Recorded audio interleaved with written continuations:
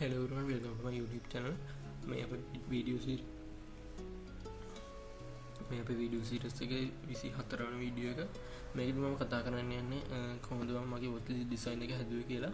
මුලින්ම මම මෙන්න මේ විදිහට තමයි ඩිසයින් එක ගහලා තියෙන්නේ. එතනින් මම save the skill කියලා පොඩි badge එකක් දාගෙන තියෙනවා. ඒ වගේම my OG skill text එකක් දාගෙන තියෙනවා. ඒ වගේම skill count එක පෙන්වන්න මේ විදිහේ p එකක් paragraph tag එකක් දාගෙන තියෙනවා. browse more කියලා බටන් එකක් මෙතනට දාගෙන තියෙනවා. ඒ වගේම මම මේ විදිහේ product card එකක් හදාගෙන තියෙනවා. එතන සෙලගේ name එක, ඒ වගේම level එක, product level එක, ඒකම wish list button එකක් මේ විදිහට දාගෙන තියෙනවා. price එක සහ type එක මෙතනින් පෙන්නනවා. අපි බලමු මේකේ back end එක මොනවද කියලා.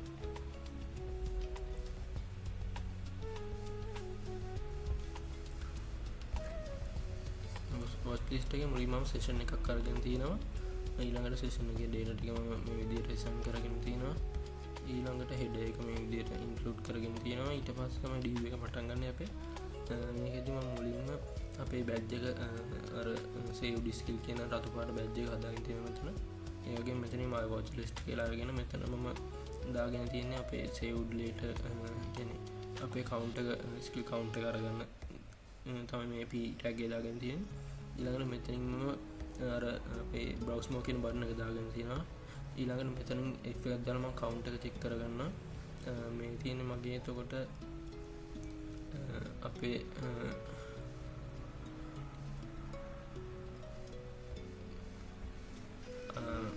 අපේ watchlist section එක ඒකෙදි පටන් ගන්නවා අපේ මේ විදිහට. ඊළඟට මම දාගෙන තියෙනවා අපේ watchlist එක empty වුණාම display වෙන්න ඕන message විදිය.